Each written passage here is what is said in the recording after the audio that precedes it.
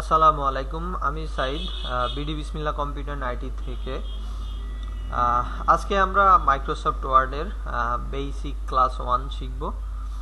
তো আমরা প্রথমে মাইক্রোসফট ওয়ার্ডে যাওয়ার জন্য যে কাজটা আমাদেরকে করতে হবে সেটা হচ্ছে স্টার্টে গিয়ে অল প্রোগ্রাম, আসলে অল মানি সব।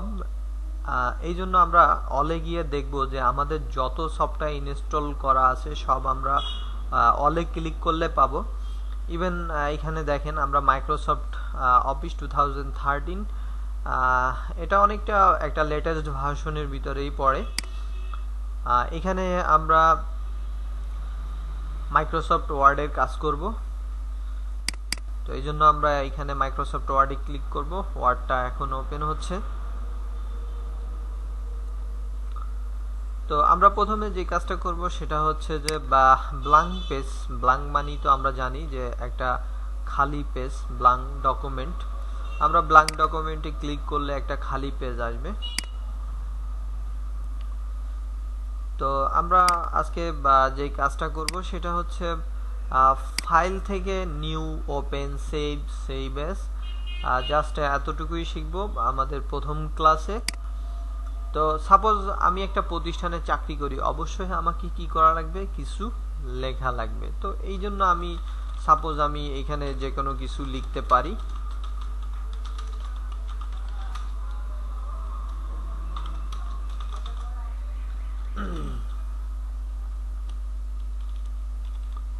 আমি কিছু লিখলাম। তো আমরা যদি কিছু লিখি অবশ্যই এটাকে সেভ করা লাগবে। পরবর্তীতে অফিসের বস দেখতে চাইতে পারে যে আসলে আমি সারাদিন কি কাজটা করছি। তো এই জন্য আমাদেরকে যে কাজটা অবশ্যই করা লাগবে সেটা হচ্ছে কি আমাদের ফাইলটাকে সেভ করা লাগবে, অর্থাৎ কম্পিউটারে সংরক্ষণ করা লাগবে।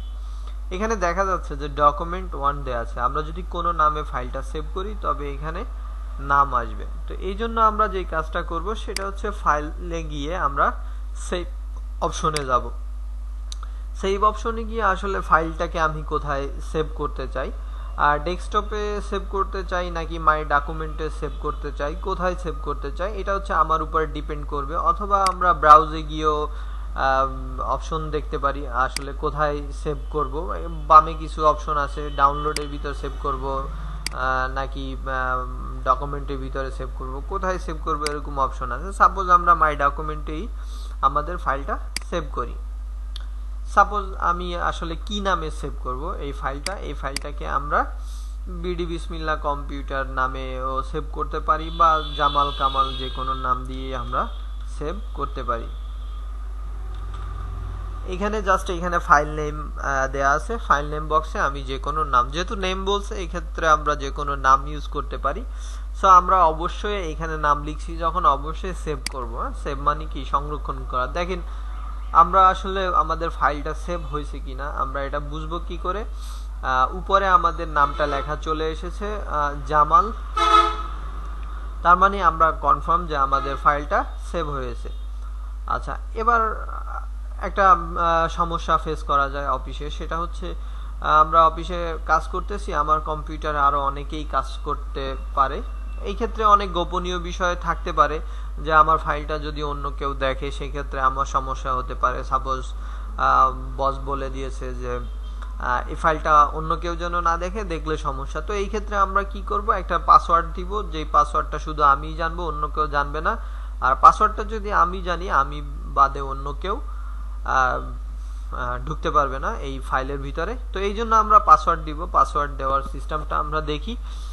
ফাইল থেকে আমরা সেভ অ্যাসে যাব। সেভ অ্যাসে গিয়ে আমরা মাই ডকুমেন্টে আমাদের ফাইলটা সেভ করেছিলাম।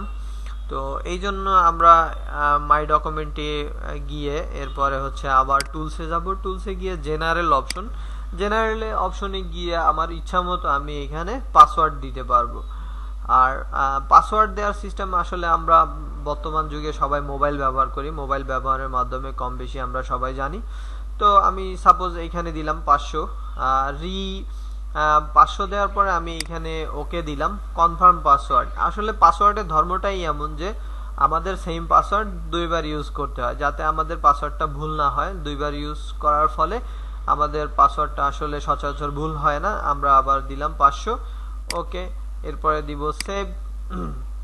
আচ্ছা, ফাইলটা আমরা তালাবদ্ধ করছি, এটা আসলে আমরা বুঝবো কি করে? বা দেখা যাচ্ছে যে আমি একটা কাজ করতেছি, আমার ফাইলটা বন্ধ তো করা লাগবে। তো বন্ধটা আসলে আমরা কিভাবে করব? ফাইল থেকে আমরা ক্লোজে যাব, ক্লোজে গেলাম। ক্লোজে গিয়ে এরপরে আমরা আবার যদি ফাইলটাকে দেখতে চাই আসলে ফাইলটা ওপেন হয়েছে হবে কিনা, বা ফাইলটা তালাবদ্ধ হয়েছে কিনা, এটা আমরা দেখব। আসলে আমরা ফাইলটা কোথায় সেভ করেছি আমাদের এটা মনে রাখতে হবে। আমরা কম্পিউটারে গিয়ে মাই ডকুমেন্টে সেভ করেছিলাম। তো ডকুমেন্টের এইখানে গিয়ে আমরা এখানে অনেকগুলো ফাইল আছে, এই ফাইলগুলোর উপরে আমরা আসলে কি নামে সেভ করছি, আমরা জাস্ট নামের প্রথম অক্ষরটা আমরা এখান থেকে প্রেস করতে পারি। যেমন কামাল লিখছি আমরা এখান থেকে, ওয়ার্ড ডকুমেন্ট,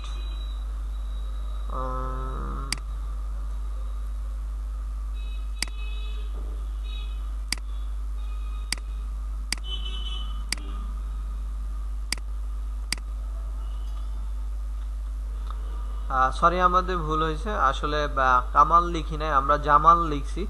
তো আমরা জামালের যে প্রথম অক্ষরটা আমরা প্রেস করব, প্রেসের মাধ্যমে আমরা দেখতে পারবো যে আসলে আমাদের যে কাঙ্ক্ষিত নামটা আসছে কিনা। তো আমাদের কাঙ্ক্ষিত নামটা চলে এসেছে। এরপরে আমরা ওপেন দিব। এইখান থেকে জাস্ট আমরা পাসওয়ার্ড দিছিলাম, এখানে বলছে কি আমাদের এটা দেখতে হবে inter password to open file, অর্থাৎ বলতেছে এখানে পাসওয়ার্ড দিয়ে আমাদেরকে ভিতরে প্রবেশ করার জন্য। সো আমরা আসলে পাসওয়ার্ডটা কত ইউজ করছি এটা আমাদের মনে আছে, 500। ওকে, তো আমরা ভিতরে প্রবেশ করলাম। এরপরে দেখা গেল বস এসে বলল যে আমাদের পাসওয়ার্ডটা উঠিয়ে দেন, এবার সবাই দেখার প্রয়োজন আছে, এই কম্পিউটারে তো অনেকেই বসে। তো আমরা ঠিক যেই নিয়মে পাসওয়ার্ডটা ইউজ করছি ঠিক সেই নিয়মে আমরা পাসওয়ার্ডটা এখান থেকে তুলে দিব। তাহলে আমরা কিভাবে পাসওয়ার্ড দিয়েছিলাম সবাই মনে মনে একটু ভাবেন। ফাইল থেকে আমরা সেভ এস অপশনে গিয়েছিলাম, এরপরে হচ্ছে মাই ডকুমেন্ট, তারপরে আমরা টুলসে গিয়েছিলাম, তারপরে জেনারেল অপশনে। এখানে আমরা পাসওয়ার্ড দিয়েছিলাম, জাস্ট আমরা এখানে পাসওয়ার্ড টু ওপেন বক্স থেকে পাসওয়ার্ডটা জাস্ট ব্যাক স্পেসের মাধ্যমে সিলেক্ট করে রিমুভ করে দিব। এখানে ব্ল্যাঙ্ক মানে কি, কম্পিউটার মেমোরিতে কিছু নাই বা এই ফাইলের মেমোরিতে এখন আর কিছু নেই, যে আমরা যে পাসওয়ার্ডটা দিছিলাম এখানে ব্ল্যাঙ্ক খালি। তো এরপরে আমরা ওকে দিব, অবশ্যই ফাইলটাকে আমরা সেভ করব। আচ্ছা, তো আমরা আসলে তাহলে আজকে কি কি শিখতে পারলাম সেটা হচ্ছে আমরা নিউর মাধ্যমে একটা নতুন পেজ আনতে পারবো। যেমন নিউ আমরা প্রথমেই দেখছিলাম ব্ল্যাঙ্ক ডকুমেন্ট, ব্ল্যাঙ্ক মানে খালি একটা পেজ। আমাদের এইখানে ফাইল থেকে নিউতে গিয়ে যদি আমরা ব্ল্যাঙ্ক ডকুমেন্ট নেই তাহলে একটা খালি পেজ আসবে। আর আমি যদি কোনো নামে সেভ না করি এগুলো ডকুমেন্ট 1 2 3 এইভাবেই আসবে। তো যাই হোক, আমরা মূল বিষয় যেটা সেটা হচ্ছে যে নিউর মাধ্যমে নতুন একটা পেজ আনতে পারবো। ওপেনের মাধ্যমে আমরা আমাদের ফাইলটা কোথায় রাখছি, ওপেন মানে কি খোলা, আমাদের ফাইলটা আমরা খুলতে পারবো। সেভের মাধ্যমে আমরা কম্পিউটারে সংরক্ষণ করতে পারবো আমাদের ফাইলটা। আর পাসওয়ার্ডের মাধ্যমে সেভ অ্যাসের মাধ্যমে আমরা যেই কাজটা দেখিয়েছি সেটা হচ্ছে আমরা পাসওয়ার্ড তুলতে পারবো বা পাসওয়ার্ড দিতে পারবো। তো আশা করি সবাই ভালো থাকবেন, সুস্থ থাকবেন। আগামী পর্বের আমন্ত্রণ জানিয়ে আমি এখানে শেষ করছি। আর পাশাপাশি আমাদের ফ্যান পেজ যেটা আছে ফ্যান পেজটা ভিজিট করবেন নিত্য নতুন তথ্য পাওয়ার জন্য, এবং কমেন্ট করবেন, আমাদেরকে ইন্সপায়ার করবেন যাতে আমরা আরো ভালো ভালো পোস্ট করতে পারি। আর এটা আমার ফার্স্ট টিউটোরিয়াল। আশা করি সবাই দেখবেন, এবং যদি কোনো প্রকার ভুল ত্রুটি হয় ক্ষমা সুন্দর দৃষ্টিতে দেখবেন। তো ভালো থাকবেন সবাই, সুস্থ থাকবেন। আল্লাহ হাফেজ, আসসালামু আলাইকুম।